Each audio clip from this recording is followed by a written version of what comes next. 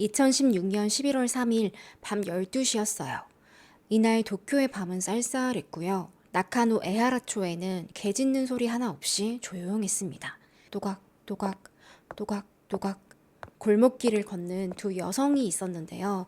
둘 다 중국 국적인데 일본에서 유학 중인 24살 동갑내기 장거와 류신이었습니다. 둘은 아무 말도 없이 아주 조용히 걸어가는데요. 뭐 말 한마디 없으니까 점점 긴장감까지 맴돌아요. 이 여성 둘은 같이 살고 있는 허름한 아파트에 도착을 했어요. 계단을 오를 때도 또각 또각 또각 또각 발소리만 울려 퍼졌고요. 2층으로 올라가자 복도가 나옵니다. 류신이 먼저 복도로 들어섰고요. 이어서 장거도 따라 들어왔어요. 근데 갑자기 뒤에서 뭐 바시덕하는 소리가 들리더니 검은색 자켓을 입은 남자가 막 미친 듯이 달려오는 거예요. 류신 뒤에 있던 장거는 학 하면서 소리를 지르는데 류신도 깜짝 놀라서 먼저 막 질주해가지고 집 안으로 달려 들어갔어요. 그리고는 재빨리 철커덕 문을 잠궈버립니다. 장거는 밖에서 괴한하게 잡혀가지고 막 소리를 지르는데 그 장거 비명소리가요. 막 콕콕 하더니 막 헐떡이는 소리까지. 이게 복도에 울려 퍼졌거든요. 그리고는 얼마 뒤 조용해졌어요. 오늘 이야기는요, 스토킹 살인 사건이에요. 정확히는 일본에서 벌어진 중국인 유학생들 사이에서 벌어진 일이고요. 2016년도에 중국에서 엄청 논란됐습니다. 살인 사건도 너무나 끔찍하고 공포스러웠지만 그 뒤에 벌어진 일들이 어처구니가 없거든요. 그래서 더 이슈가 됐어요. 저도 사건들 되게 다양하게 접하고 있는데요. 이렇게 사건이 벌어지고 나서 더 논란거리가 생긴 건 처음 봤습니다. 꼭 여러분들께 소개해야겠다 싶어서 준비를 해봤고요. 그럼 오늘 이야기 시작할게요. 장거는 1992년생이고요. 성이 장, 이름이 거인데 중국 언론이나 인터뷰하는 걸 보면 다들 장거라고 부르더라고요. 저도 장거라고 하겠습니다. 장거는 중국 칭다오에서 나고 자랐어요. 그런데 장거가 태어나기 전부터 이 가족에게는 일들이 많았습니다. 장거 아빠가 엄마, 자기 아내인 장추렌을 그렇게 때리고요. 욕하고 폭력적으로 구는데요. 이 시기가 언제냐면 다들 아시겠지만 중국에서 한자녀 정책이 한창일 때였어요. 특히 80년대부터 90년대 초반까지는 정말 철저하게 당국에서 단속을 했단 말이에요. 아기를 둘 이상 가지나 안 가지나. 만약에 어쩌다가 둘째를 임신을 했어요. 그러면 공안에 끌려가서 강제로 수술 당하고요. 불임 수술까지 시켰대요. 정말 끔찍하죠. 그것도 임신 7개월, 8개월. 아기 다 컸을 때 그때 수술 당하는 경우도 있었다고 합니다. 그러다가 하도 이 문제가 심각해지니까 벌금으로 바뀌었어요. 사회부양비라는 명목으로 징벌적 세금이죠. 내야 되는데 그 액수가 연봉의 최대 6배까지. 예를 들면 내 연봉이 한 1,000만 원이다. 그럼 둘째 생겼다고 최대 6천만 원을 내야 되는 거예요. 아니 뭐 출산 지원금을 받는 게 아니라 역으로 이걸 내야 되는 거예요. 당연히 못 내는 사람들이 훨씬 더 많았어요. 그럼 집도 빼앗기고 차도 가져가고 재산을 몰수당합니다. 이게 다가 아니에요. 중국이 철저한 남아 선호 사상이 있었죠. 그러니까 첫째를 낳았는데 딸이다. 그러면 저기 우물에 아니면 강물에 그러는 집이 간혹 있는 게 아니라 속출했고요. 그렇게 아이를 버리고 몰래 남의 집 들어가서 남자 아기 납치해 오거나 아니면 돈 주고 사오거나 이런 식의 출연이 딸 장거를 낳았어요. 출연에겐 너무나 예쁘고 귀엽고 소중한 내 딸인데 이놈의 남편은 저 아들도 못 낳는 어떡할 거야? 우리 집 대는 누가 이을 거야? 맨날 때리다가 어느 날은 예이 저 옆인데 난 딴 여자랑 아들 낳을 거야. 이렇게 이혼 통보하고 떠났습니다. 아니 이런 사상이나 제도도 어이가 없지만 여러분 남녀 성별을 결정짓는 게 아빠의 정자거든요. 탓할 거면 네 정자를 탓하지 왜 와이프를. 출애는 이혼? 아 그래 맞고 사는 것보다 훨씬 낫다. 나는 앞으로 내 딸 장거리 위해서 살 거야. 저런 인간 아빠로 있는 것보다 없는 게 땡큐지. 이후엔 정말 악착같이 성실하게 살았습니다. 장거는 아빠 얼굴도 몰라요. 출연 혼자 아기 등에 업고서 새벽마다 천대 와서 옷 만들어 팔거든요. 덕분에 장거는 큰 부족함 없이 잘 자랐어요. 이런 걸 보면 추리엔이 자립심이 강하잖아요. 그래서 딸에게도 언제 무슨 일이 생겨도 스스로 잘 해결할 수 있게 강하게 키우는데요. 실제로도 그렇게 자라요. 장거를 가르쳤던 선생님들은 장거가 공부도 잘하고 정의감도 있고 또 친구들 사이에서도 늘 모범적이었다. 칭찬을 되게 많이 했거든요. 또 장고가 엄마를 너무 좋아했어요. 엄마가 80살이 되고 내가 60살이 되면 그때 엄마 돌아가시면 어떡하지? 나도 같이 따라 죽을 거야. 엄마랑 같이 갈 거야. 이렇게 말할 정도로 나는 엄마 없이 못 산다. 평생 함께 할 거야. 다정한 딸이었습니다. 장거는 중국 웨이하이 대학교를 나오고요. 대학원을 일본으로 갔어요. 장거가 어렸을 때 애니메이션을 엄청 좋아했거든요. 특히 일본 애니. 그러면서 혼자 일본어 공부도 하고 그 일본 문화에 푹 빠졌는데 출애는 딸이 그렇게 좋아하니까 또 대학원을 일본으로 갈래? 먼저 제안을 했어요. 근데 출연이 딸을 유학 보낼 정도로 형편이 넉넉하진 않았거든요. 그래도 우리 딸 원하는 거 다 해주고 싶다. 결국 집을 팔아서 유학 자금도 마련을 합니다. 2015년도에 장거는 도쿄로 갔어요. 근데 이때 주변에서 말이 많았대요. 출연 저 돈도 없는 주제에 딸을 유학 보내? 허세 부리는 거 아니야? 그럴 때마다 장거는 엄마, 중국에서는 살기 힘들어. 돈도 많이 못 벌어. 내가 일본에 가서 빨리 자리 잡을 테니까 우리 일본에서 같이 살자. 출연이 얼마나 이 딸이 믿음직스러웠겠어요. 그래, 우리 딸이면 충분히 꿈을 이룰 거야. 장거는 일본에 도착해서 먼저 1년짜리 일본어 학원에 등록을 합니다. 그리고 여기서 류신이라는 동갑내기 친구를 만났어요. 성이 류고 이름이 신인데요. 장거처럼 류신이라고 부를게요.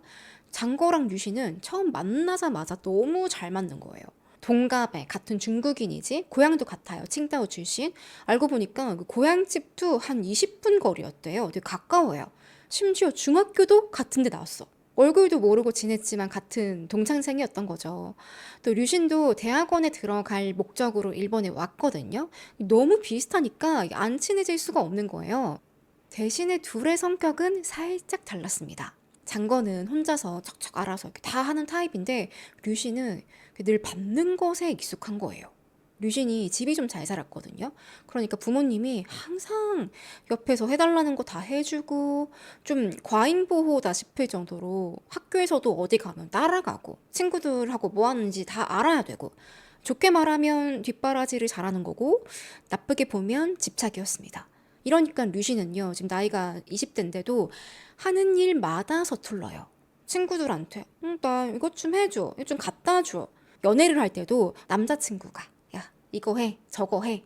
그러면 따라오는 타입. 그래서 류신은요, 장거가 너무 좋은 거예요. 똑똑하지, 리더십 있지, 엄마처럼 막 챙겨주고, 일본에서 어디 병원에 가야 된다. 아님 구청이나 시청에 가야 한다. 그럼 장거 나랑 같이 가자. 나 아무것도 모르겠어. 류신이 장거보다 1년 먼저 일본에 왔거든요. 그럼 더 익숙할 법도 한데 류신은 어학원에서 2년짜리 코스를 끊었어요. 장거는 같은 코스인데 1년 만에 끝내는 속성으로 등록을 했고 이게 뭐 어학원 코스로 두 사람을 구분할 수는 없지만 장거는 류신보다 훨씬 더 빠릿빠릿하고 장거는 류신보다 훨씬 더 빠릿빠릿하고요. 류신이 의존하기 좋은 언니 같은 엄마 같은 친구였다고 합니다. 장거는 1년 만에 어학원을 잘 마쳤어요. 2016년 4월에 도쿄 호세이 대학 대학원에 입학을 합니다. 여전히 류신이랑 가깝게 지내고 있었고 장거가 공부도 잘하고 성적도 잘 나오고 무엇보다 일본 생활에 만족했어요. 매일 엄마한테 전화해서 엄마 일본에 언제 놀러 올 거야? 여기 빨리 와 너무 좋아.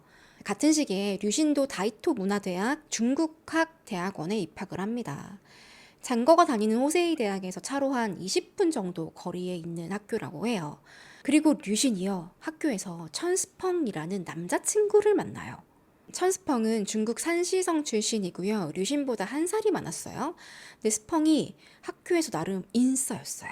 학교 안에 중국인 학생 모임 뭐 이런 걸 직접 만들기도 하고 애들하고 만나서 놀고 맛있는 거 먹으러 다니고 뭐 공부도 하고 이런 활동하는 걸 좋아했는데요. 류신이 또 이런 타입에 끌리는 거예요. 리더십 있고 책임감 있고 자기 일 척척 잘하는 그러면서 나를 잘 도와주는 류신과 스펑은 바로 데이트 시작합니다. 또 데이트 시작한 지 한 달 만에 2016년 6월부터 둘이 같이 살아요. 근데 얼마 안 가서 류씨는 괜히 동거했나? 후회되는 거예요.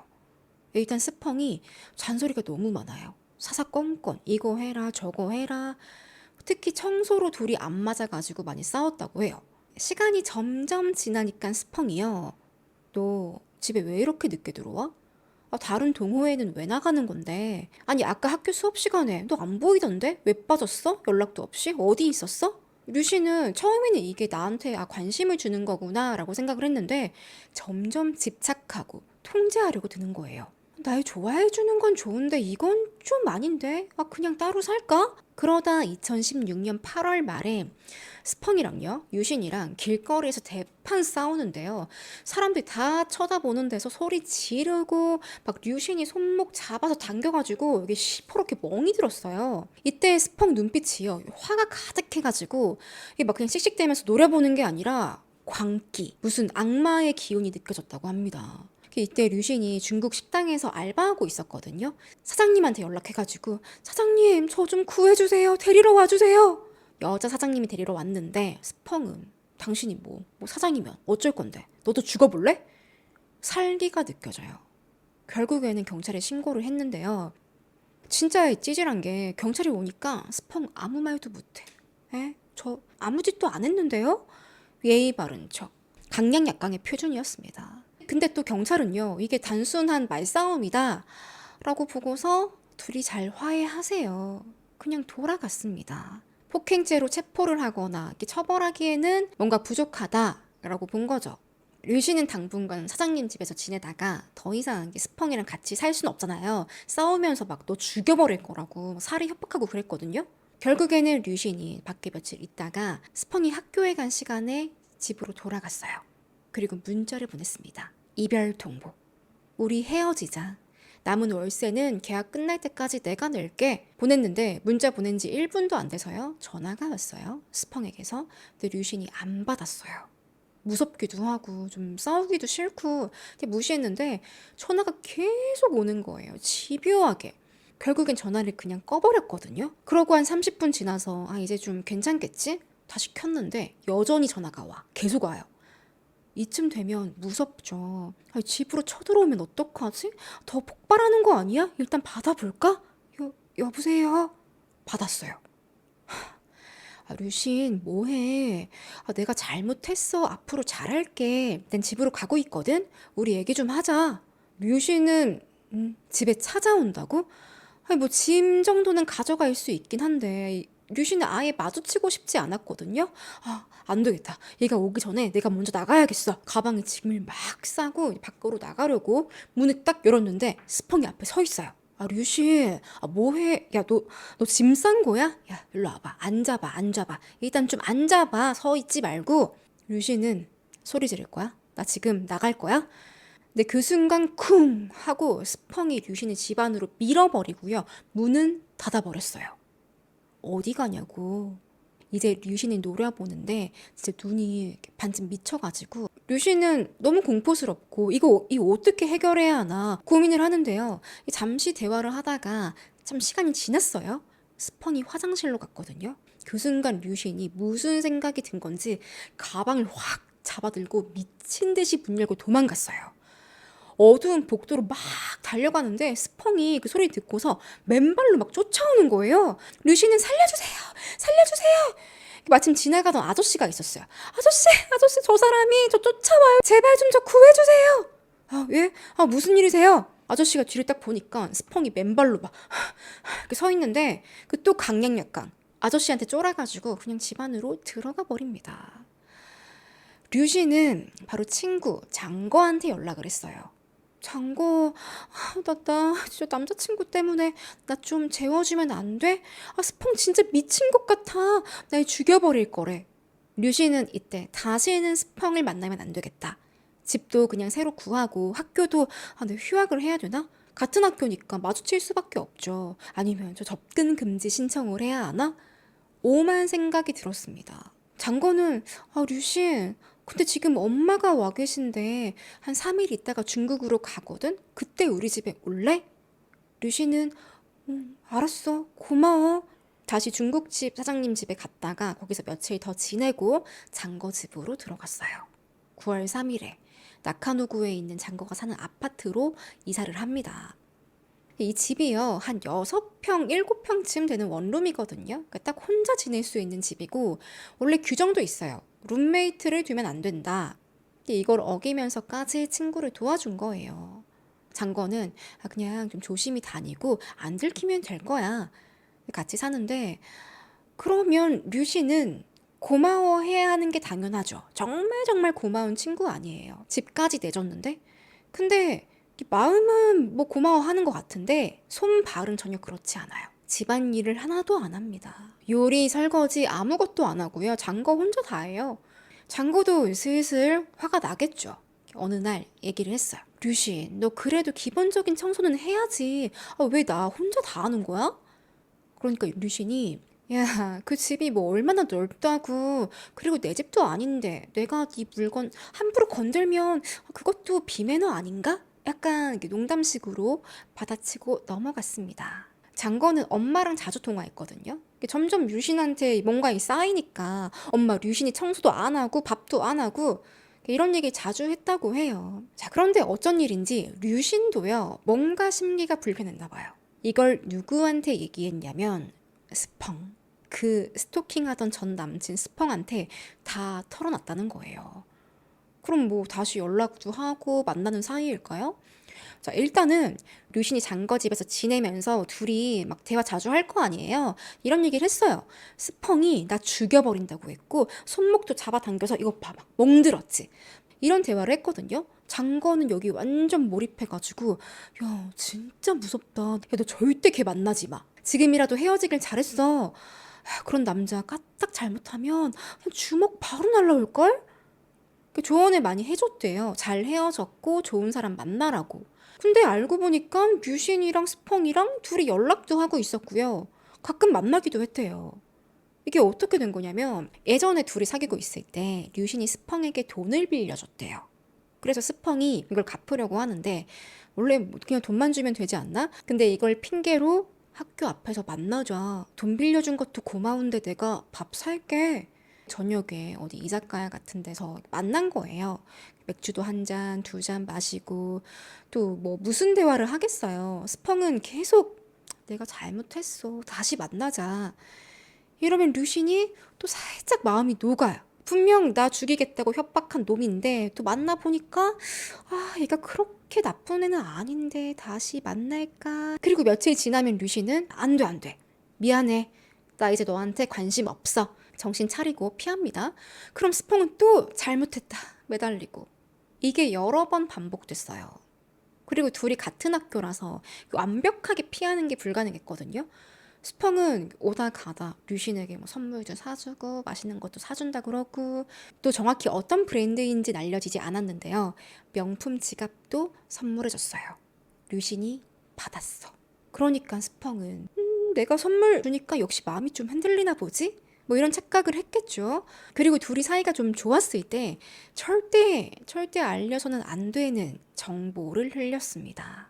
사실 나 지금 장거집에 살고 있어. 스펑은 장고? 장고가 어디 살지? 그 주소만 알아내면 내가 찾아갈 수도 있겠네? 혼자 이런 생각을 하고 있었는데 여기다 류신이 이런 말까지 한 거예요. 내가 널 다시 만나는 게 맞을까? 근데 장고는 너 만나지 말래. 사람은 절대 안 바뀐다고. 때리는 남자 절대 만나지 말라 그랬어. 아니 본인이 실컷 장고한테 힘들다고 하소연해놓고 장거는 그거 받아준 건데 친구 걱정해준 건데 이런 말을 스펑한테 한 거예요. 그럼 스펑이 어떻겠어요? 장거? 이 가만 보니까 다 장거 때문이구만. 걔가 옆에서 그딴 소리 안 했으면 벌써 류신이랑 잘 만나고 있을 건데? 아니 뭐야 이 장거 때문에. 스펑은 류신이랑 다시 못 만나는 게 장거 때문이다. 둘이 같이 사는 거 진짜 싫다. 불만이 점점 커졌습니다. 그럼 스펑이 누군지 한번 볼게요. 중국 산시성 출신이고요. 어느 시골 가정에서 셋째로 태어났어요. 셋째. 스펑 부모도 당연히 한 자녀 정책 알고 있었거든요. 근데 그냥 몰래 낳아서 키운 거예요. 이런 가정도 많았다고 합니다.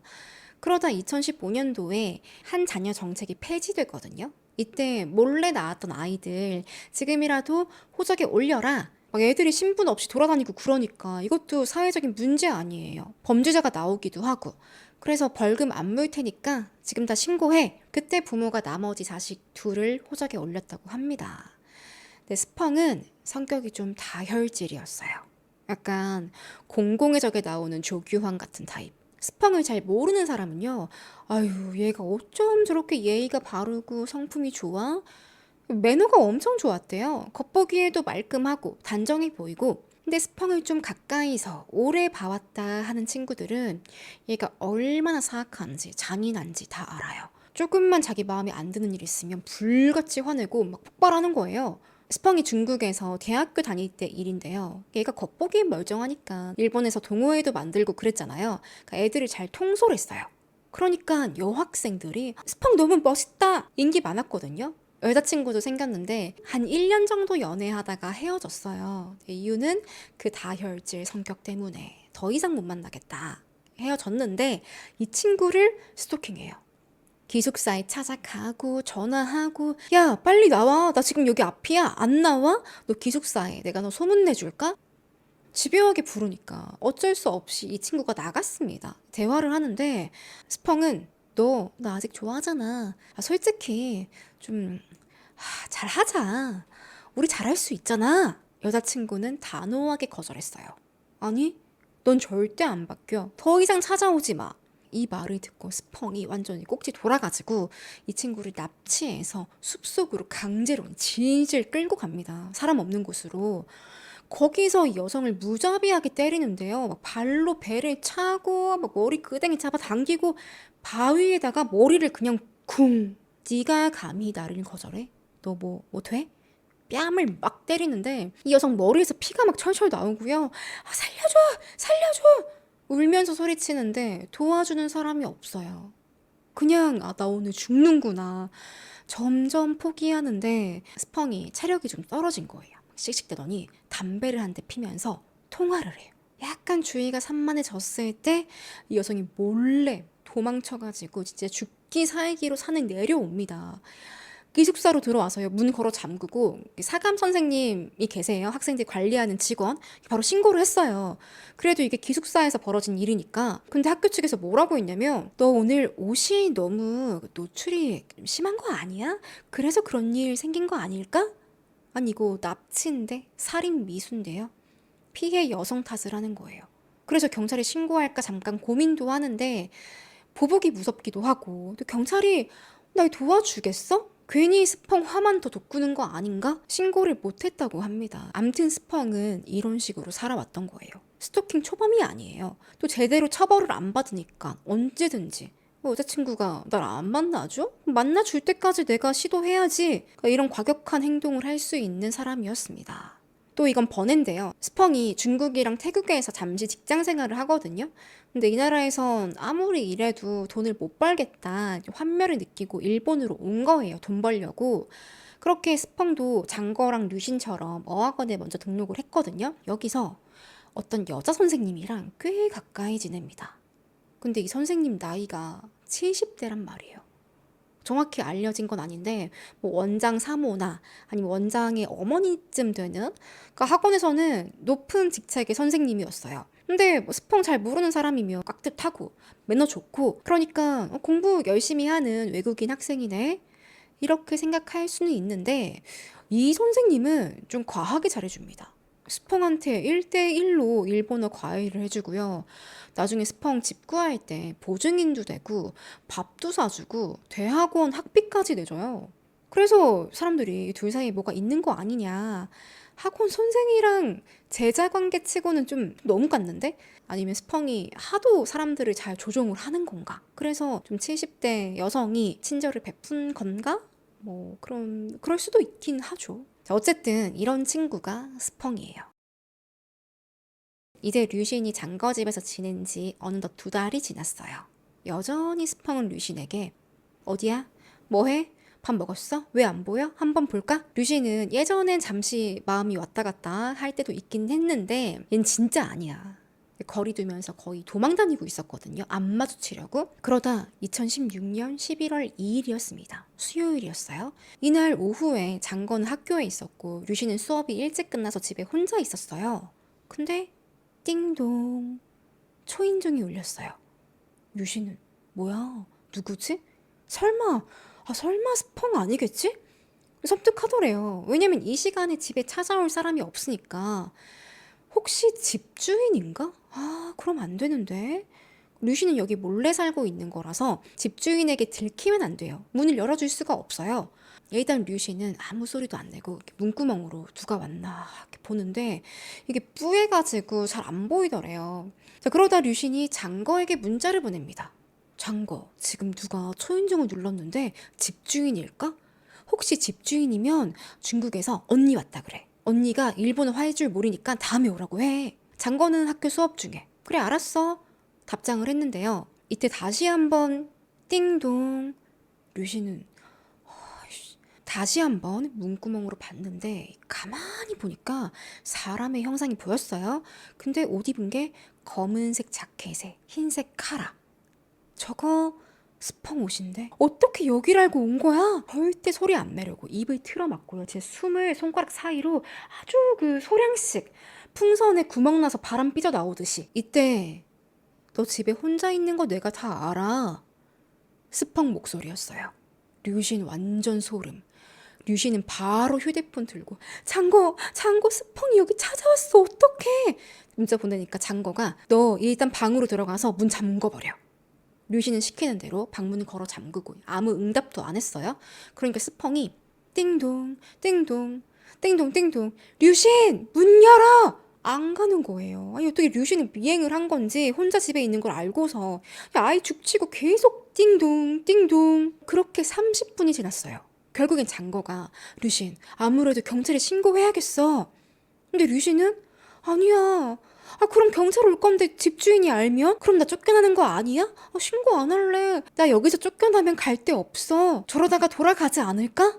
이러고 30분이 더 지났습니다. 스펑은 계속 띵동 띵동 띵동. 류신은요 다시 장거에게 어떡해 지금 거의 1시간째 저러고 있어. 장거 너가 와서 스펑 쫓아내면 안 돼? 니네 집 아니야. 결국에는 장거가 학교 수업도 안 끝났는데요. 급하게 집으로 왔어요. 오후 4시 15분에 도착을 했는데 진짜 스펑이 아파트 문 앞에 서가지고 귀를 문에 갖다 대고 있는 거예요. 띵동 띵동 띵동 띵동. 장거는 너무 열받아서 이보세요. 여기 내 집이에요. 지금 뭐 하는 거예요? 내 친구 좀 그만 괴롭혀. 나 류신 만나러 온 건데요. 진짜. 왜 류신이 스펑한테 장거가 더 만나지 말래 이렇게 말했잖아요. 그래서 스펑은 장거를 거의 증오하고 있었어요. 근데 그 상태에서 마주친 거예요. 네가 뭔데 나랑 류신 사이에 껴드는데. 장거는 이제 그만 좀 하고 돌아가요. 둘이 엄청 큰 소리로 싸웠어요. 거의 한 30분 동안. 이때 류신은 뭐 했냐? 방에서 문 잠그고 안 나왔어요. 무섭다고. 결국에는 스펑이 꼬리를 내리고 돌아갑니다. 이렇게 한바탕 소동이 벌어지고 한 1시간쯤 지나서 장거랑 류신이 같이 집 밖으로 나왔어요. 장거는 다시 학교로 돌아가야 했고 류신은 중국 식당에 알바하러 가거든요. 근데 이때 스펑이 뒤에서 몰래 따라오고 있었어요. 집으로 돌아간 게 아니에요. 아파트 계단에 숨어가지고 얘네들 언제 나오나 지켜보고 있었던 거예요. 근데 이게 아마 처음이 아닌 것 같아. 여러 번 해본 것 같아요. 이걸 모르던 장거랑 류신은 전철역까지 갑니다. 전철 타고 신주쿠역으로 가는데요. 장거는 계속해서 학교까지 가고 류신은 신주쿠역에서 내렸어요. 오후 4시 43분에 개찰구로 나가는데 바로 뒤에 스펑이 따라가는 게 카메라에 잡혔습니다. 류신은 전혀 몰랐죠. 근데 이때요. 류신에게 문자가 하나 띵 왔어요. 보낸 사람 스펑. 네가 나를 안 만나주면 네 벗은 사진 니네 부모님한테 보내버릴 거야. 협박하는 거지. 류신은 이게 진짜 미쳤나. 그래도 아무런 대응을 안 했어요. 그냥 무대응이 낫겠지 하고서 알바하는 식당에 갔어요. 스펑은 그 앞에서 또 기다려. 중국집 앞에서.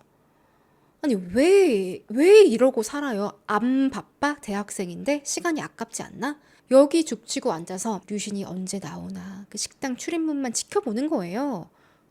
저기 손님들 들어가네? 저 손님 나오네? 저 손님은, 배달기사구나. 안에 서빙하는 류신 보면서. 저 테이블은 뭘 저렇게 많이 시켜? 아유, 뭐 파티하나? 잠깐, 저 중국인 내가 아는 사람인가? 근데 이걸 꽤 가까이서 보고 있었나 봐요. 류신이 식당에서 서빙하고 있다가 밖에 있는 스펑이랑 눈이 딱 마주친 건데 류신 깜짝 놀라가지고 저게 지금 날 따라온 거야? 너무 무서우니까 같이 일하던 다른 알바 남자애한테 부탁을 했어요. 야, 제가 내 전 남친인데 진짜 거머리 같아. 절대 안 떨어져. 여기 앞에 찾아왔거든? 너가 가서 내 남친이라고 하면 안 돼? 이 친구가 갔어요, 스펑한테. 어이, 내가 그 류신 남자친구인데 이제 그만하지? 스펑은 알죠. 약간강약. 눈을 한껏 부라리더니 결국에는 물러납니다. 그리고 어디론가 가요. 이때 또 류신에게 문자를 보내요. 너가 어떻게 그럴 수 있어? 아까 그 새끼랑 진짜 사귀는 거야? 응, 사귄 지 얼마 안 됐어. 그러니까 연락하지 마. 그래, 사귀든가 말든가 알아서 해. 대신에 난 뭐든지 할 수 있어. 뒷감당은 네가 하는 거다. 이런 섬뜩한 문자를 보냅니다. 그리고 스펑이 어디로 갔을까요? 그냥 집으로 갔을까요? 이날 밤 9시쯤에 스펑은 집을 나왔습니다. 후드티에 모자를 푹 눌러쓰고 배낭을 메고 있었는데요. 배낭 안에는 칼이 들어 있었어요. 길이가 한 15cm쯤 되는 작은 과도. 그러곤 30분 정도 지났을 때 스펑은 세븐일레븐에서 위스키 한 병을 삽니다. 그거 들고 가까운 전철역으로 가서 티켓을 사요. 그가 올라탄 전철이 가는 방향은 장거의 아파트. 밤 10시 27분에요. 스펑이 장거 아파트에 도착을 했어요. 밖에서 장거 집을 봤죠. 창문 보면서 불이 들어왔나? 집에 안 왔나? 이렇게 보는데 불이 꺼져 있었어요. 둘 다 집에 돌아오지 않았어요. 그렇게 한동안 주변을 이렇게 살피는데 내가 어디로 들어가지? 어디로 빠져나올까? 카메라가 보자. 사각지대는 여기. 장거집이 2층이거든요. 복도식이고 이 복도 가장 끝에 계단이 있어요. 2층과 3층 사이 그 계단에 앉아서 위스키를 그냥 꿀꺽꿀꺽꿀꺽. 이날 류신은요, 오늘 하루 얼마나 고단했겠어요. 낮에 스펑 찾아와서 초인종 누르지, 방에 숨어 있다가 겨우 돌려보냈는데 식당에 또 찾아와? 오늘 하루 긴장감의 연속이었습니다. 또 아까 받은 문자 섬뜩하죠. 내 나체 사진 뿌리겠다 그러고. 그래서 류신은 퇴근 시간이 다가올 때 장거에게 문자를 보냈어요. 장거, 나 너무 무서워. 장거는 걱정하지 마. 내가 전철역에서 너 기다리고 있을게. 장거는 류신보다 훨씬 일찍 학교를 마쳤거든요. 나카노역에 도착해서 친구를 기다립니다. 이때 중국에 있는 엄마랑 통화도 하고 또 집에 가서 류신이랑 먹어야지 하고 만두도 포장하고 엄마한테도 다 얘기했죠. 엄마, 오늘 이 미친 스토커가 우리 집에 찾아왔다? 나랑 싸우고 난리도 아니었어. 엄마는 걱정될 거 아니에요. 떨어져 사는 딸인데 스토커가 왔다고? 남자가? 그러니까 딸, 그래도 함부로 나서고 그러지 마. 위험한 애 같은데. 알았어, 괜찮을 거야. 근데 엄마, 나 학교 졸업하면 빨리 취업해서 자리 잡을 테니까 그때 일본에서 같이 살자. 이런 대화를 하는 동안에 류신은 또 문자를 보냅니다. 장거, 나 지금 전철 탔어. 아, 그래? 그럼 금방 오겠네. 근데 지금 류신이 퇴근하고 집으로 돌아가는 그 시간에도요, 스펑이 미친 듯이 전화하고 문자하고 또 안 받으니까 음성 메시지도 남기거든요. 나는 무모한 짓이라도 할 거야. 뭐든지. 류신은 다 무시. 내가 남자친구 있다고 보여주기까지 했는데 그럼 지가 어쩌겠어? 밤 12시가 지나고요. 장건은 엄마랑 통화하면서 류신을 거의 1시간 정도 기다렸습니다. 얼마나 착해요. 친구 무서워하니까 도와주려고. 그렇게 류신 도착했고요. 둘이 만나서 같이 걸어가요. 역에서 집까진 걸어서 한 15분 정도 걸렸어요. 자정에. 거리엔 사람들이 별로 없고 조용하고 가로등이 듬성듬성 있긴 하지만 이 멀리 있는 건 잘 안 보이는 그런 어두운 밤이었습니다. 둘은 아파트에 도착해서 계단을 또각 올라가는데요. 류신이 먼저 가고 장거가 뒤에서 따라오고 있었어요. 둘이 2층에 도착한 순간 갑자기 뒤에서 탓 걸어오는 소리가 들려요. 장거는 뭐지? 하고 뒤로 딱 보는데 이때 검은 옷을 입은 제 미친 스펑이 막 달려오는데요. 앞서가던 류신도 봤어요. 스펑을. 소리를 막 지르면서 집 안으로 뛰어들어가고 열쇠 어딨어? 달각. 문 열고 바로 문 열자마자 쿵 닫고 딸깍 잠궈버렸습니다. 장거는 문 손잡이 잡고 흔들면서 류신 문 열어! 류신! 탕탕탕탕! 연신 문을 두들겨 대는데 류신은 문 안에서 벌벌벌 떨면서 안 열어줬어요. 그 순간 스펑은 장고 앞으로 걸어오는데요. 스펑이 마스크를 썼어요. 한 손에는 날카로운 칼을 들고 있어요.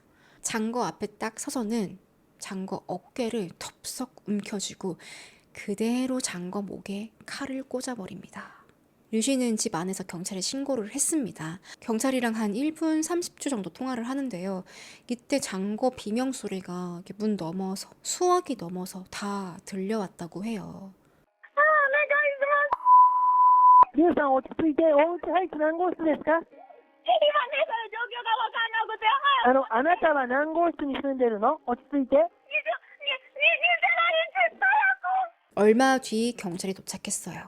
평소에 시끄러운 적 없던 이 아파트가 경찰차가 여러 대가 와서 번쩍번쩍 아파트 복도에는 피로 웅덩이가 만들어져 있고 그 위에 장거가 쓰러져 있어요. 류신이랑 먹으려고 사왔던 그 만두들이 다 터져가지고 피랑 뒤범벅돼서 장거 옆에 널브러져 있어요. 장거는 빠르게 근처에 있는 종합병원으로 갔는데 새벽 2시 25분에 사망 판정받았습니다. 겨우 24살 소녀예요. 장거 목에는 12개의 자상이 발견됐어요. 또 현장엔 스펑이 썼던 칼이 남아 있었거든요. 그 칼 자루가 부러져 있었어요. 얼마나 강하게 찌른 건지. 또 원래는 더 찌르려고 했는데 이게 부러지면서 흉기 없으니까 그냥 버리고 도망간 걸로 보였습니다. 얼마나 고통스러웠을까요? 불과 20분 전만 해도 엄마랑 통화하면서 엄마 보고 싶어. 우리 일본에서 같이 살자. 이런 행복한 대화를 했는데 그게 엄마랑 마지막 통화였어요. 장고가 뭘 잘못했어요? 왜 이렇게 허무하게 가야 돼요? 일단 류신은 경찰서로 갑니다. 조사를 받는데 류신 무슨 일이 있었나요? 그게 제가 집에 숨어 있어서 잘 모르겠어요. 무슨 일이 생긴 건지 전 아무것도 못 봤어요. 그리고요, 제가 절대 장거 버리고 도망간 게 아니거든요. 그리고 문을 다시 열려고 했는데 제가 이렇게 조금 여니까 이렇게 팍 하고 다시 닫히더라고요. 그 이후에는 아무리 열려고 해도 문이 안 열렸어요. 이게 류신의 진술이었습니다. 경찰은 혹시 다른 목격자가 있나 찾아보는데요. 옆집 사는 아주머니가 한 분 계셨어요. 이분 말에 의하면 이렇게 막 소리가 나고 소동이 벌어지기 전에 웬 남자가 장거집 앞을 어슬렁 거리더래요. 정확히 누군진 모르고 이 사건이 벌어질 때도 집 안에만 있었다. 난 안 나왔다. 그래서 우리는 지금 스펑이 살인마다, 스펑이 한 짓이다 이렇게 알고 있지만 류신도 스펑의 얼굴을 제대로 본 건 아니라고 합니다. 본인 말에 따르면. 모자도 쓰고 또 마스크도 쓰고 그랬기 때문에 남자긴 한데 누군진 잘 모르겠어요. 이렇게 증언을 했거든요. 그래서 스펑이 용의자다라는 건 과학수사가 다 끝나고 며칠 뒤에나 정확히 밝혀졌어요. 경찰은 이 소식을 전해야죠. 가족에게. 장거 사망한 다음 날 아침에 장거가 다니던 학교 직원이 어머니 출연에게 연락을 합니다. 안타깝게도 장거가 사망했습니다. 출연은요, 이게 뭐 보이스피싱인가? 안 믿었대요. 무슨 소리 하냐고. 내가 어제 통화했는데요? 일단 끊어보세요. 끊고 딸한테 연락을 하는데 안 받아요. 류신에게 연락을 해도 문자를 보내도 답이 없어요. 아마 류신도 경찰서에 있었겠죠. 결국엔 중국에서 출연이 류신 부모님이랑 연락이 닿아서 다 같이 칭다오 경찰서로 갑니다. 양쪽 다 몰라요. 지금 무슨 일이 벌어진 건지. 갔는데 경찰이요, 일본에 있는 중국 대사관에 연락을 했어요. 정말 장거가 죽은 건가? 왜? 누가 죽였는데? 무슨 일이 있었던 거지? 알아보고 있었어요. 출연은 당연하고 류신 부모님도 얼마나 마음 졸이면서 기다렸겠어요, 연락을. 얼마 뒤에 류신 엄마의 휴대폰이 울렸습니다. 여보세요? 엄마, 나야. 류신이 영상통화로 생존 신고를 한 거죠. 이 순간 출연은 장거는 어딨어? 장거 지금 괜찮은 거 맞지? 갑자기 류신은 막 울면서 장고 지금 병원에 있어요. 근데 저 경찰서 빨리 가봐야 돼요. 전화를 끊었어요. 얼마 뒤에 대사관에서 연락이 왔는데 장거가 사망했습니다. 츄레는 바닥에 그냥 주저앉아 버렸고요. 그냥 펑펑 울었어요. 어떤 딸인데 죽었다고? 이거 어떻게 받아들여요? 근데 여기서 경찰들이 아주 이상한 장면을 목격합니다. 츄레는 대성통곡하고 있는데 류신 부모님이요. 내 딸 살아있는 거 확인했잖아요. 츄레는 등을 토닥토닥 해주더니 걱정 마세요. 별일 아니에요. 딱 이렇게 말했다는 거예요. 이 딸을 잃은 엄마한테 할 소린가? 별일이 아니야? 그리고 츄렌 혼자 남겨두고 이 부부는 집으로 돌아갑니다. 이게 정상은 아니잖아요. 뭔 위로를 저렇게 해요. 이 모습 때문에 류신 부모가 비난을 엄청 받았고요. 이것뿐만이 아니라 앞으로 류신 부모 또 류신이 하는 행동이 피해자와 유족에게 대한 2차 가해입니다. 그래서 이 사건이 중국에서 더 크게 화제가 됐거든요. 정말 대중들에게 또 츄렌에게 욕먹을 짓을 했어요. 하지만 여기서 기억할 게 있어요. 이 사건의 본질은 스토킹 살인입니다. 이 모든 일이 스펑이 애초에 살인을 하지 않았다면 안 벌어졌을 거예요. 하지만 2차 가해 또한 다른 잘못이다. 이런 관점으로 보셨으면 합니다. 츄렌은 밤새 혼자 잠도 못 자죠. 엄청 괴로워했어요. 차라리 내가 죽고 싶어. 또 무엇보다 가장 답답했던 게 아무것도 몰라요. 그냥 츄렌이 죽었대요. 살해됐습니다. 끝. 대사관에서 어떤 말도 해주지 않아요. 그래서 류신에게 다시 연락을 했거든요. 궁금하니까 내가 알아야겠으니까 장거가 마지막에 어떤 모습이었니? 혹시 엄마가 보고 싶다고 했니? 엄마한테 남긴 말은 없었니? 문자로 물어보는데 답이 없어요. 문자 다 씹고 전화도 안 받고 물론 류신도 이런 상황에서 충격이 컸을 거예요. 이날 저녁에 늦지막히 한 7시쯤에 드디어 답장이 딱 왔는데 아줌마 지금 몹시 슬프고 힘들고 저를 미워하는 것도 알고 있어요. 아줌마가 저를 미워한다면 그 일은 나중에 따져볼게요. 하지만 지금은 범인 찾는 게 우선이에요. 저는 전력을 다해서 경찰을 돕고 있고 수사 과정에서 제가 한 일 모두 사실대로 말할 거예요. 하지만 지금은 아줌마한테 그 어떤 말도 해줄 수 없어요. 이해해 주세요. 이렇게 답이 왔어요. 일단 츄렌 입장에서는 얘가 왜 나에겐 아무 말도 안 해주는 거지? 서운하고 답답했다고 합니다. 이 문자 받고 바로 전화를 했거든요. 꺼져 있었어요. 사건 벌어지고 다음날 츄렌은 도쿄에 도착을 했어요. 네, 대사관 직원이 말하길 복도에서 누군가에게 칼을 찔려 살해당했습니다. 이 정도만 딱 얘기를 해주거든요. 병원에 가서 딸 시신을 보는데 목에만 칼자국이 여러 개 나 있어요. 처음에 병원에 왔을 때 수술을 어떻게 해보려고 했대요. 그 과정에서 장거의 머리카락이 완전 삭발이 됐거든요. 이 모습을 보는데 츄렌은 실신합니다. 그 자리에서. 어느 엄마가 정신을 차릴 수 있겠어요. 그리고 류신에게 다시 연락했죠. 지금 이 사건에 대해서 제일 많이 알고 있는 친구가 류신밖에 없어요. 목격자 유일해요. 근데 아니 류신은 어디 있는지도 모르겠고 내가 왔는데 코빼기도 안 비치고 장거집으로 가보니까 짐도 싹 다 빼서요. 어디로 이사가 버렸어요. 츄렌은 뭔가 수상하다. 친구가 죽어서 엄마가 찾아왔어요? 그것도 둘이 같이 있을 때 벌어진 일인데 이게 뭐 남보듯이 할 수 있어요? 츄렌은 이건 일부러 피하는 게 아닌가? 답답하고 속만 계속 타들어가요. 궁금해서 경찰에 물어보고 싶어도 이게 뭐 말이 안 통하니까. 그리고 츄렌이 알잖아요. 그동안 내 딸 장거가 류신에게 어떻게 해줬는지 진짜 친자매처럼 챙겨줬고 얘가 스토킹 당한다 그래가지고 옆에서 싸워주고 집에 데리고 오고 마지막에 통화할 때도 류신이 무섭다고 해서 장거가 지하철에서 1시간 넘게 기다린 거 그거 다 안단 말이에요. 그러다가 장거가 죽은 건데 왜 나를 피하는 건데? 너 뭔가 캥기는 거 있어? 얼마나 답답하겠어요. 그래서 이날 11월 5일에 츄렌이 글을 하나 남깁니다. 중국 최대 SNS인 웨이보에. 제목, 딸에게 정의를. 저는 장거의 어머니입니다. 지금 도쿄 경찰서에 있습니다. 어젯밤 딸의 시신을 확인했는데요. 저는 범인이 류신의 전 남자친구라고 의심을 합니다. 동포 여러분, 도와주세요. 정의를 찾아주세요. 얘기할 데가 없으니까 쓴 거예요. 이거라도 보겠지 하고. 이 글은 순식간에 중국 전역으로 퍼지면서 그 파장이 심상치 않았어요. 뭐 일본에서 중국인이 죽어? 스토킹? 근데 여자친구가 죽은 게 아니라 친구가 죽었다고? 뭐지 이 사건? 다들 궁금해가지고 이 사건을 파헤치거든요. 뉴스에도 막 나와요. 이렇게 중국인들의 시선이 집중됩니다. 동시에 류씨는 인생에서 한 번도 경험하지 못한 비난을 온몸에 받아요. 저 범인 당연히 천스펑 아니야? 천스펑이 죽였네. 걔 아님 누구야? 이게 알려지면서요. 야, 그럼 류신, 너도 책임이 있는 거 아니야? 왜 출연 연락을 피해? 너 뭔가 캥기는 거 있지? 현관문, 그 문 진짜 안 열린 거 맞아? 지 혼자 살려고 잠근 거 아니야? 온갖 비난과 질타, 욕설로 도배가 되는데요. 그럼 만약에 류신이 이런 상황을 보고서 이건 아닌데, 내가 일부러 피한 거 아닌데 자각을 했다면 지금이라도 출연에게 연락을 해서 어머니 죄송합니다. 사실 이런 사정이 있었습니다. 이렇게 말하면 해결될 거 아니에요.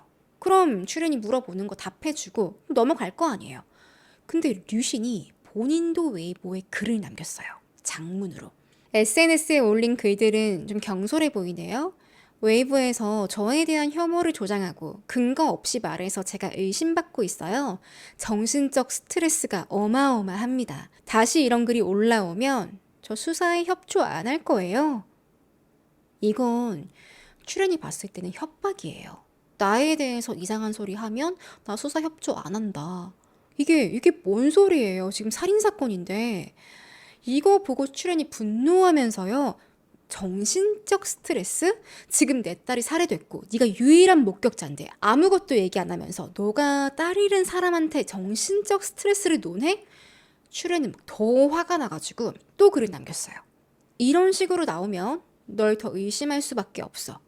류씨는 아줌마, 범인은 아직 안 잡혔어요. 제가 왜 이 아줌마를 못 만나는 줄 아세요? 캥겨서가 아니라 또 뭐만 말하면 SNS에 퍼뜨릴 거 아니에요. 그럴수록 범인 잡긴 더 힘들어진다고요. 그리고 아줌마 때문에 사람들이 저 의심하고 있고 정신적으로 피해가 막심합니다. 반드시 범인을 찾기 위해서 저도 노력하겠지만 사건이 해결되면 아줌마 다신 안 볼 거예요. 추리는 류신이 연락을 안 받으니까 잠적했으니까 SNS에 글을 남겼거든요. 근데 류신은 SNS 때문에 출연을 안 만나는 거래요. 앞뒤가 안 맞죠. 근데 지금 아쉬운 사람은 출연이에요. 문자로도 류신 제발 무슨 일이 있었는지만 알려줬으면 좋겠어. 이번엔 류신이 문자로 답을 해요. 아줌마 잔 것뿐만 아니라 저도 피해자예요. 자꾸 이런 식으로 귀찮게 하고 만에 하나 SNS에 또 올리면 저 수사 협조 중단할 겁니다. 그리고 출연 연락 아예 차단해버렸어요. 류신 부모님도 출연 연락 안 받고 더 이상 출연이 할 수 있는 게 없어요. 그리고 아니 수사 협조를 안 하겠다? 이거 선 넘었죠. 사람이면 이렇게 말하면 안 되죠. 친구가 살해됐는데 그 수사를 구실 삼아 연락하지 말라니. 그것도 유족에게. 사건 발생 일주일 뒤인 11월 11일에 도쿄에서 장거 장례식이 열렸습니다. 여기에도 류신은 나타나지 않았어요. 나중에는 뭐 기자들 때문에 무서워서 못 갔어요. 뭐 이렇게 해명 아닌 해명을 했는데 뭐 이런 것도 결국엔 죽은 장거를 걱정하는 게 아니라 사람들한테 욕먹고 있는 본인 걱정 아니에요? 장거가 그동안 어떻게 해줬는데 그 조그마한 방 계약도 어기면서 류신 보호해주고 스펑이랑 대신 싸워주고 그러다 이 미친놈한테 말려서 죽은 거 아니에요. 근데 장례식도 안 온다고? 이러면 이럴수록 출연이랑 대중들 의심만 더 커지는 거죠. 11월 24일 사건 3주 만에 드디어 천스펑이 체포됩니다. 그동안 스펑이 보낸 협박 메시지들, 또 스토킹 전력들 그게 쭉 밝혀지면서 정식 살인으로 기소가 됐어요. 아니 젊은 시절에는 연애도 하고 또 헤어지고 이게 너무 당연하고 자연스러운 일들 아니에요? 근데 스펑은 이별을 감당 못하는 거예요. 너무 찌질해. 할 짓이 그렇게 없어요? 사람 미행하고 기다리고 결국엔 지 분에 못 이겨서 살인까지 했어요. 진짜 얼마나 애가 못났는지 제가 스펑은 재판 때 더 자세히 알려드릴게요. 그러면 류신은 그동안에는 제가 찔리는 게 아니라 범인 잡아야 돼서 아줌마랑 연락 못하는 건데요. 이렇게 말했거든요. 범인 잡혔잖아. 그리고 범인 네 전남친 아니야. 그럼 지금은 출연이랑 연락할 수 있잖아요. 전혀 아무것도 안 해요. 결국 출연은 사건 한 달쯤 지나고 나서 12월 14일에 딸 유고를 안고서 중국으로 돌아옵니다. 류신도 비슷한 시기에 중국으로 오거든요. 근데 같은 칭다오에 살면서도 전화도 없고 찾아온 적도 없고 어떠한 안부 인사도 없어요. 살인마 스펑은요, 당연히 법적인 책임을 져야 해요. 근데 류신도 도의적인 책임을 져야 하는 거 아니에요? 그래도 장거가 자기 친구인데, 죄송합니다 어머니, 제 남자친구 때문에 장거가 저를 구하다가 벌어진 일이에요. 이렇게 한마디 할 수 있는 거 아니에요? 절대 그런 거 없어요. 오히려 SNS에 자기 일상, 셀카 올리면서 잘 먹고 잘 살고 있어요. 다음에 설날에는 출연이 혼자서 명절을 보내는데 인생 최악의 설이었다고 합니다. 앞으로 나는 살 이유도 없고 나는 이제 내 딸의 정의를 위해서 살겠다. 그 의지로 버티고 있었어요. 2017년 5월이 됐어요. 사건 발생 7개월이 지났는데요. 천스펑의 재판 일정이 12월로 잡혔습니다. 근데 재판이 열리면 증인이 필요하잖아요. 이 사건에서 제일 중요한 증인이 류신 아니에요.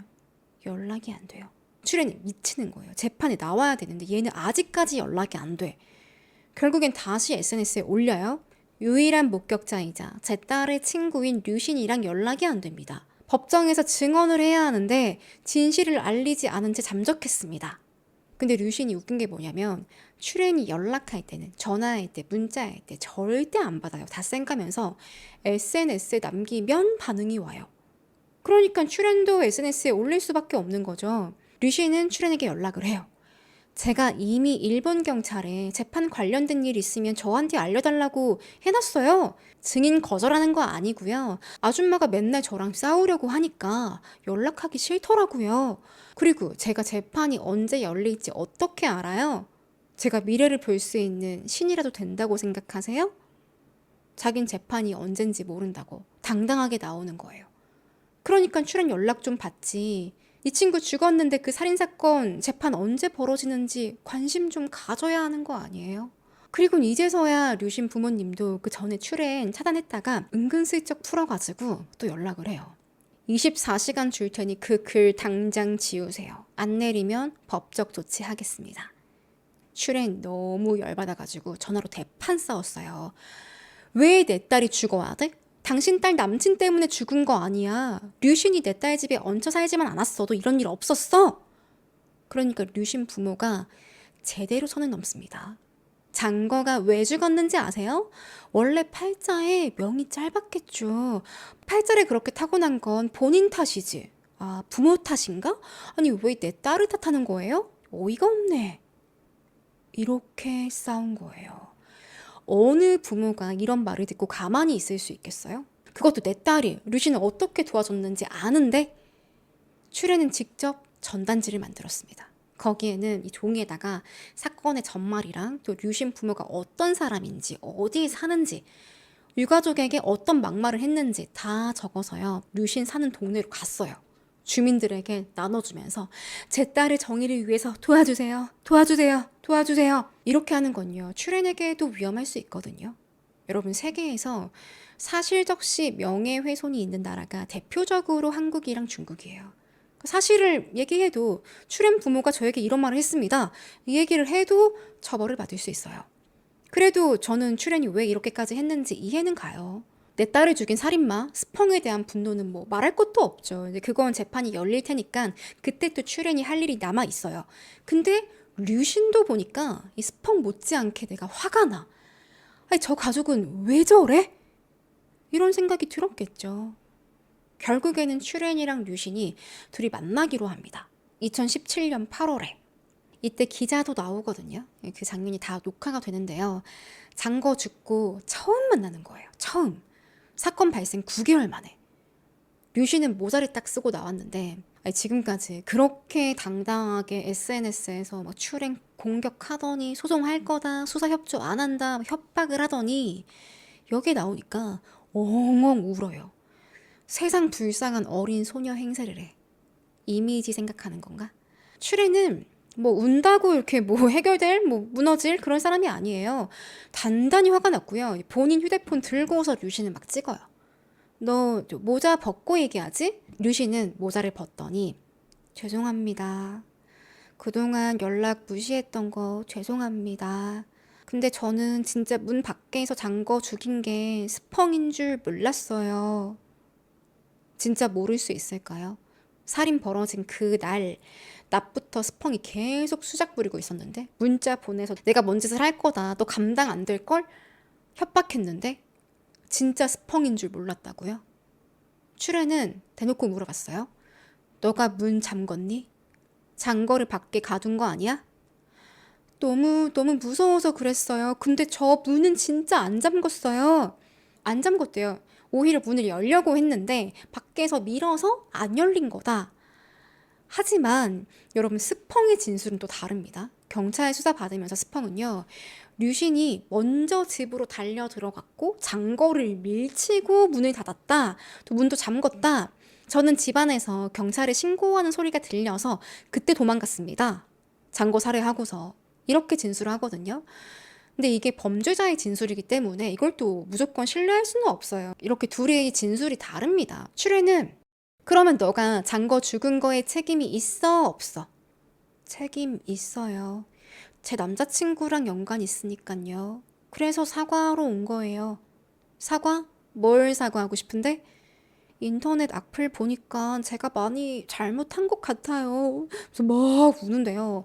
출애는 마음이 안 풀려. 그동안 당한 거 생각하면 너는 지금 장거 때문에 우는 게 아니야. 네 자신 때문에 울고 있는 거다. 내 딸의 목숨보다 온라인에서 너 네 평판이 더 중요한 사람이잖아. 그래서 우는 거 아니야?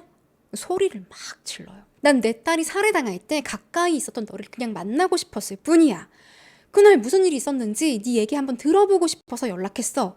근데 넌 답장 안 했지. 그러면서 잘도 SNS는 하더라. 활짝 웃는 거. 근데 너가 장거를 생각했다고, 책임이 있다고 똑바로 말해. 너 그때 아파트 문 잠궜어? 안 잠궜어? 류신은 끝까지 안 잠궜다고. 생리가 터져서 빨리 집에 가려고 문 닫은 거지. 그거 잠근 거 아니에요. 진짜 아닌데요? 무엇이 진실일까요? 본인만 알겠죠? 나중에 헤어질 때 류신은 장거랑 도쿄에서 같이 찍은 사진이랑 열쇠고리를 출애에게 줍니다. 출애는 이거 보고 또 무너져요. 이후에 류신은요, 기자랑 단독 인터뷰 시간을 갖거든요. 근데 이때 인정했어요.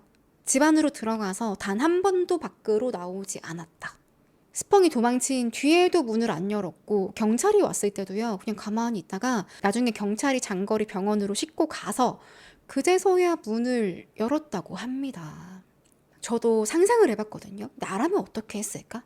만약에 어쩔 수 없이 혼자 집에 들어오게 됐어요. 그러면 내가 뭐 칼을 들고 나가야 되나? 아니면 여자 둘이면 어떻게 상대가 안 될까? 뭐 이런 생각도 들고 당연히 이건 직접 겪어보지 않으면 몰라요. 진짜 무서워서 문을 여는 게 쉽지 않았을 것 같기도 해요. 근데 그 심정을 이해를 못하는 건 아닌데 경찰이 왔는데도 문을 안 열어줬다고? 이건 제 입장에서는 조금 이해가 안 갑니다.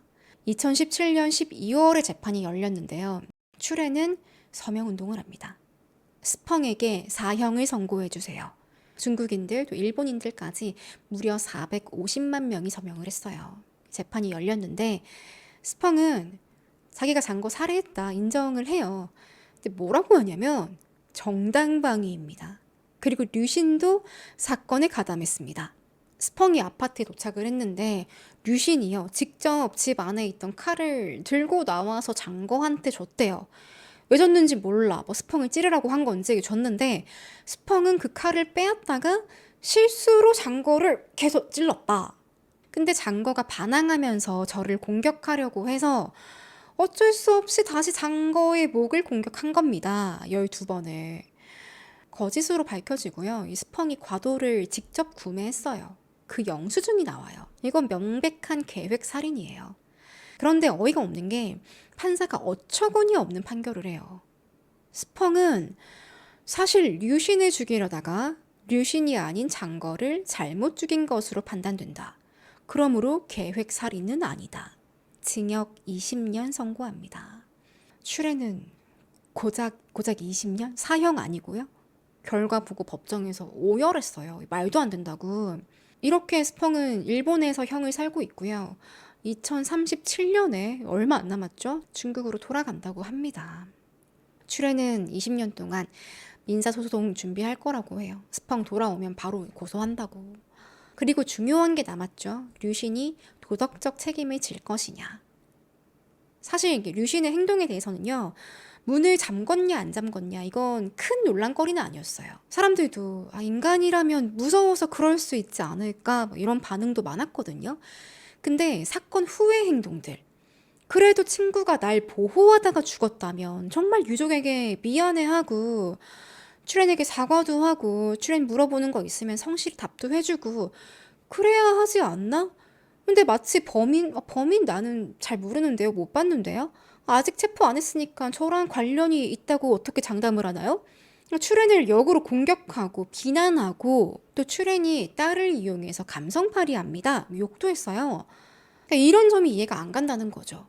그래도 어쨌든 둘이 만나서 류신이 뭐 펑펑 울면서 용서를 빌긴 했어요. 근데 류신이요. 류신 가족들도 마찬가지. 제대로 선 넘는 짓을 합니다. 재판 끝나고 얼마 안 가서 설날이 됐어요. 류신은 츄렌에게 선물을 보냈는데요. 이제 다 끝났으니 건강 좀 챙기시라 이런 의미로 보냈을까요? 큰 상자에는 고기가 들어 있었어요. 비둘기 고기랑 오리 목고기. 카드도 있는데 가족들과 행복한 명절 보내세요. 자, 일단은 츄렌에게 가족이 어딨어요. 딸 장거 하나인데 그 류신이 모를 수가 없거든요. 근데 이런 말을 한다고? 그리고 장거가 어릴 때부터 별명이 비둘기였습니다. 왜냐면 장거 이름이 거 아니에요. 중국어로 비둘기가 거라고 해요. 발음이 완전 똑같대요. 그래서 비둘기라고 불렸는데 비둘기 고기에다가 오리 목고기.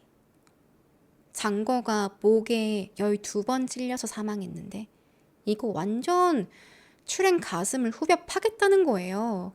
츄렌 진짜 피가 거꾸로 솟아올라가지고 이거 어떻게 하냐. 내가 이거 어떤 방식으로 복수를 해야 되지? 절대 그냥 넘어가지 않을 거다. 어떻게 응징하냐면 작은 관을 하나 짜가지고 관이랑 근조 화환이랑 류신 집으로 보냅니다. 너도 곧 들어갈 거야. 이런 의미죠. 그랬더니 류신이 감사합니다. 내년에도 관 하나 더 짜주세요. 다음엔 닭을 산채로 목을 찔러 죽여서요. 만두소로 보낼 테니까 만둣국 만들어 드세요. 영양 보충 필요해 보이시던데. 미친 거죠. 사람들이 진짜 역겹다고.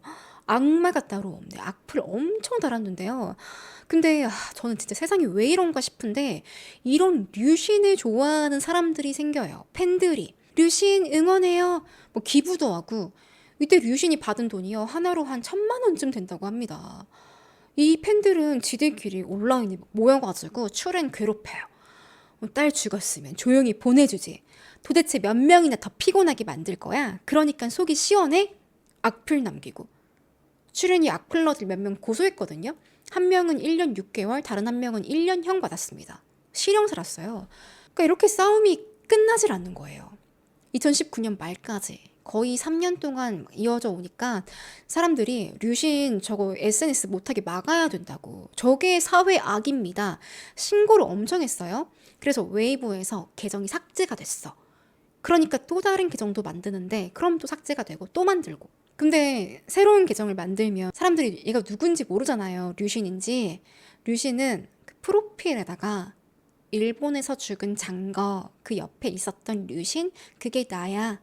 지 소개를 이딴 식으로 하는 거예요. 슈레는 도저히 안 되겠다. 2021년 4월에 류신에게 민사소송을 걸었습니다. 근데 이때 소송하면서 나온 사실이 뭐냐면요. 류신이 댓글 부대를 돈 주고 산 거예요. 자기한텐 유리한 글 남기고 슈렌에게 악플 남기고. 왜 이러면서 살까요? 소송 결과는 이렇습니다. 판사는 장거는 류신에게 사건 당일 응급조치를 제공했으므로 칭찬과 보상을 받을 자격이 있다.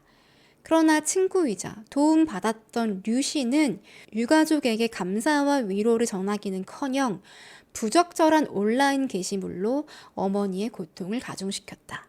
이는 비난받아 마땅하다. 류 씨는 경제적 손실, 정신적 피해를 포함해 총 11만 위안을 배상하고 소송 비용 전액을 부담한다. 11만 위안이면 한 2,100만 원쯤 된다고 합니다. 슈레는요, 이 돈 전액 다 지역의 불우한 학생들에게 기부를 했어요. 오늘은 참 사람 환장하게 만드는 사건이죠. 오늘 사건 여러분 어떻게 보셨는지 댓글로 많이 남겨주시고요. 저는 다음 사건 준비해서 찾아오겠습니다. 오늘도 영상 시청해주셔서 감사합니다.